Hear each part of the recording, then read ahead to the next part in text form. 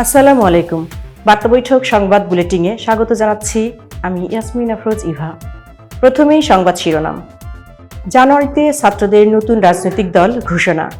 তত্ত্বাবধায়ক সরকার ব্যবস্থা বহাল করার বিষয়ে সবাই একমত বললেন বদিউল আলম মজুমদার। মাদারীপুরে বালু তুলতে বাধা দেওয়ায় হাতবোমা নিক্ষেপ, আহত ৩। তৃতীয় দিন শেষে ১৮১ রানে পিছিয়ে বাংলাদেশ।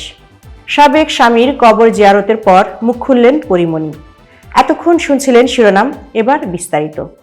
জানুয়ারিতে ছাত্রদের নতুন রাজনৈতিক দল ঘোষণা।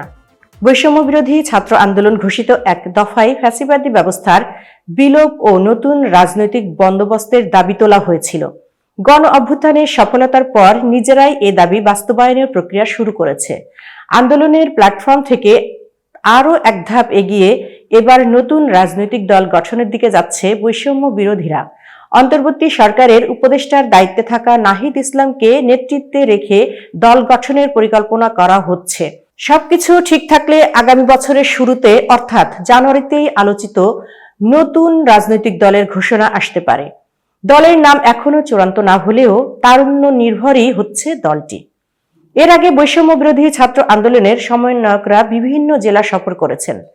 ওই সময় নতুন দল গঠনের বিষয়টি আলোচনায় আসে। এরপর কোটা সংস্কার আন্দোলন পরিচালনার জন্য গঠিত এই প্ল্যাটফর্মকে সাংগঠনিক রূপ দিতে গঠন করা হয় আহ্বায়ক কমিটি। একই সঙ্গে গঠন করা হয় জাতীয় নাগরিক কমিটি। গণ অভ্যুত্থান পরবর্তী বাংলাদেশ পুনর্গঠনে কাজ করছে বৈষম্য বিরোধী ছাত্র আন্দোলন ও অভ্যুত্থানে অংশগ্রহণকারীদের নিয়ে গঠিত জাতীয় নাগরিক কমিটি। দল গঠনের প্রক্রিয়া নিয়েও কিছুদিন ধরে কাজ করছেন। তারা মনে করেন বিপ্লব পরবর্তী নতুন বাংলাদেশে মানুষ নতুন রাজনৈতিক শক্তিকে দেখতে চায়।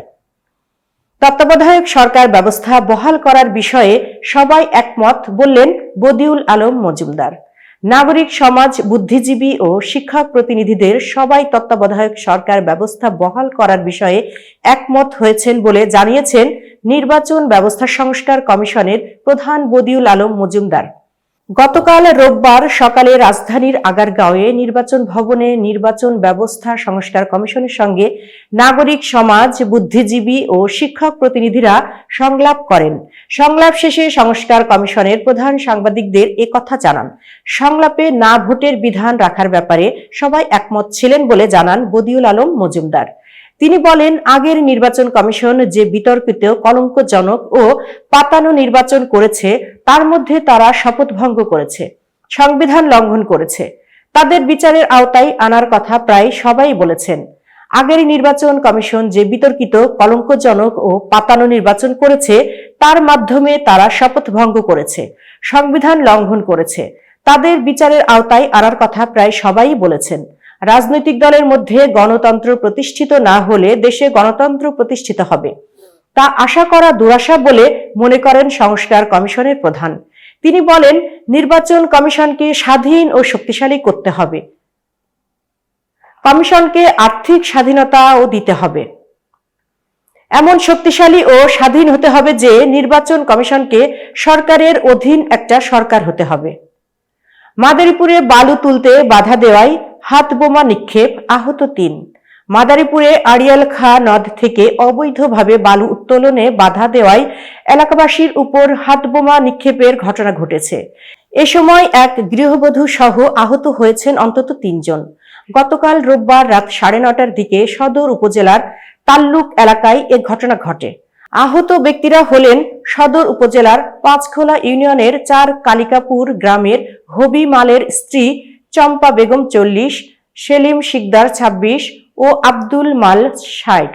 পুলিশ ও স্থানীয় সূত্রে জানা গেছে, তাল্লুক এলাকায় দীর্ঘদিন ধরে অবৈধভাবে বালু উত্তোলন করে আসছে আলম হাওলাদার, পাপ্পু হাওলাদার সহ একটি চক্র। গতকাল রাতেও কয়েকটি ড্রেজার মেশিন বসিয়ে সেখানে বালু উত্তোলন শুরু করেন তারা। নদের পাড়ের লোকজন বাধা দিলে তাদের উপর অতর্কিতভাবে হাতবোমা নিক্ষেপ করে আলম, পাপ্পু হাওলাদার সহ তার সহযোগীরা। এ সময় হাতবোমার আঘাতে ওই ৩ জন আহত হন। তাদের উদ্ধার করে মাদারীপুর 250 শয্যা জেলা হাসপাতালে ভর্তি করা হয়েছে। তাদের মধ্যে চম্পা বেগমের অবস্থা গুরুতর বলে জানিয়েছেন চিকিৎসকেরা।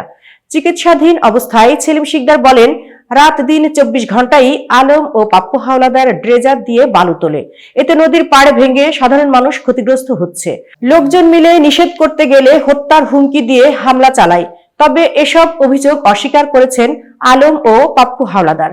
তারা বলেন, আড়িয়াখা নদে তাদের কোনো ড্রেজার চলে না, তাদের নামে অন্য কেউ ড্রেজার খনন যন্ত্র চালাচ্ছে।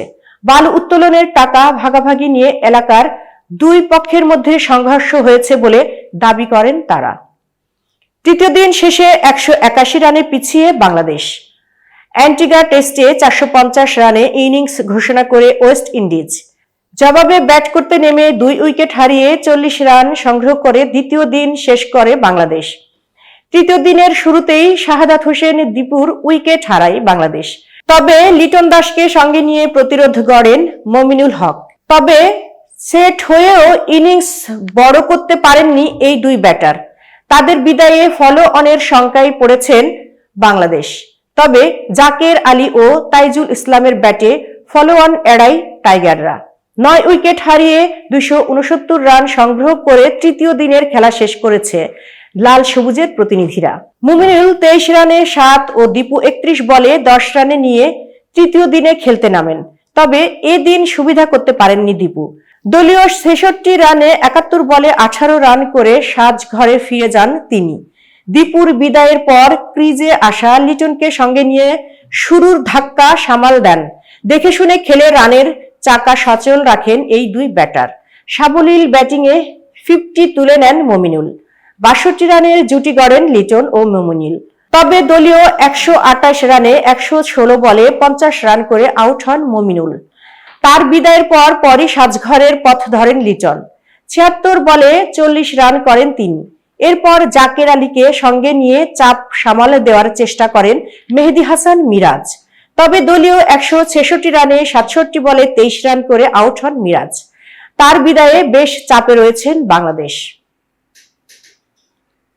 সাবেক স্বামীর কবর জিয়ারতের পর মুখ খুললেন পরিমণি। চিত্রনায়িকা পরিমণির জীবনে একের পর এক দুর্ঘটনা ঘটেই চলেছে। সম্প্রতি সড়ক দুর্ঘটনায় মারা গেছেন তার প্রথম স্বামী ইসমাইল হোসেন।